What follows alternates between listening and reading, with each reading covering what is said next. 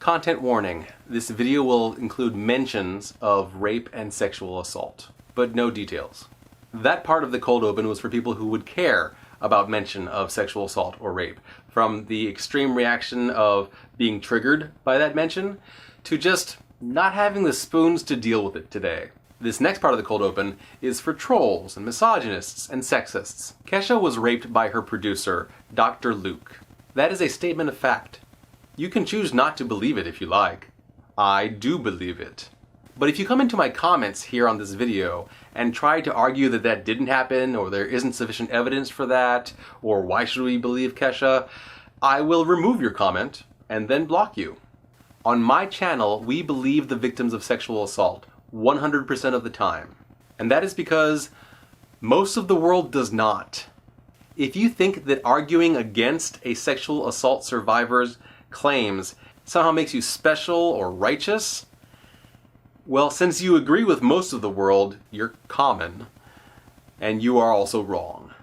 For everyone else, for those of us who do believe the victims, let's talk about what's happened to Kesha, why it's happened, and if there's anything we can do about it.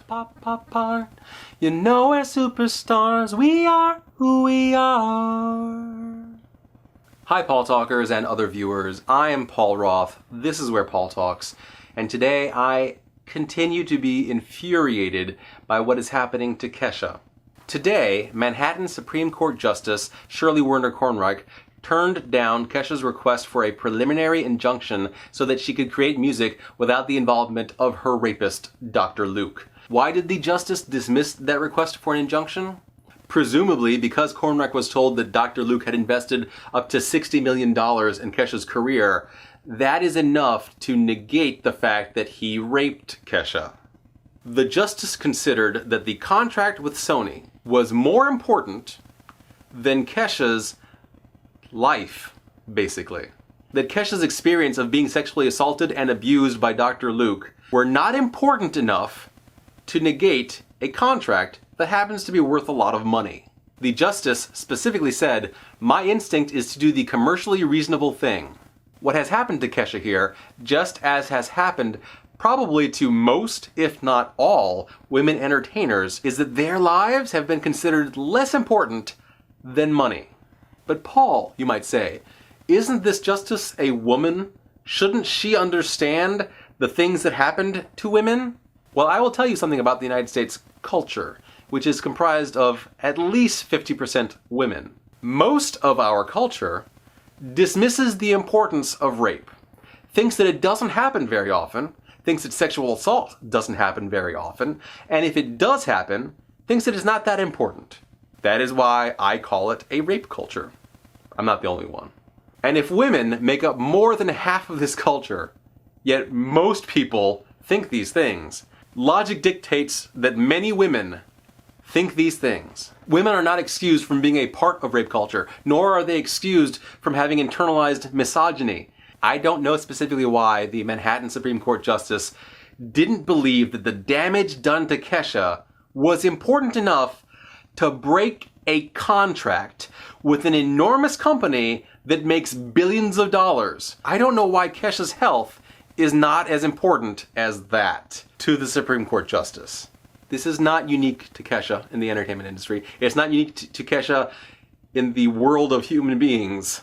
Women are frequently assaulted. Men are also assaulted. Non-binary people are also assaulted a lot. But women are who I'm talking about right now. And women are frequently assaulted. And if they try to speak up about it, their claims of being harmed by that assault are dismissed most of the time.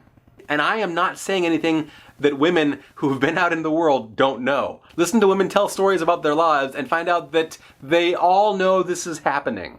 But some of them, because of rape culture, because of internalized misogyny, dismiss it in their own lives. They think it's just a part of life, and they move on. And I don't begrudge them that. It just sucks that that's the case. What can we do about it? Of course, I tweeted the hashtag #FreeKesha. Of course, I tweeted my anger about the situation. I even said that entertainers should stop signing with Sony because of this bullshit. I also said that we should boycott Sony's musical productions until this bullshit goes away. The problem is that Sony doesn't care about my tweets. They don't care about my money. If I don't spend, what, maybe $30 in a year on some of their products, they make billions of dollars. They don't care about my $30. But in 2016, we have a lot of voices. Every single person on the internet can tell Sony, this sucks. Free Kesha.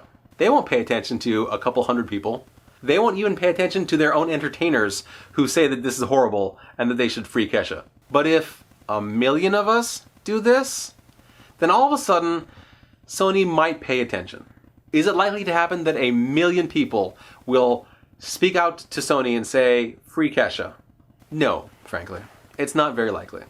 But the likeliness of success of doing a good thing shouldn't come into consideration when you're deciding whether or not to do the good thing. It's the thing to do. I must believe that if we keep on protesting that this is bullshit, that if Kesha keeps fighting, she will eventually get to a justice who says, this is not just. I have to believe that that will happen, because believing anything else is giving up. So what can we do? Keep on doing what we're doing. Talking about this, saying this is horrible, pleading for Sony and the legal system to free Kesha. What do you think of how I've described what's going on? What do you think about my call to action that we just keep on staying on that free Kesha bandwagon? Is there a better approach? Tell me what you think in the comments, please. Or tell me anything that matters to you, because I want to know what matters to you. If you like this video, does it matter if you give it a thumbs up? If nothing else, it'll make me feel pretty good. If you want to make me feel pretty good, please give this video a thumbs up. If you'd like to share this video so that it gets to more eyes, that would be fantastic. Please feel free to share it on Twitter, Tumblr, or Facebook. If you like my take on this topic and would like to hear more of my thoughts on various social issues, please subscribe if you haven't subscribed yet. My third YouTubeversary is still coming up in mid-March, and if you'd like to be a part of that, which I would very much appreciate, please go to the video listed in the card, check out what I'd like you to say and submit in a video. I'm excited to make this with you. And thank you so much for making it to the end of my video. The end is where I always say, tomorrow will be even better.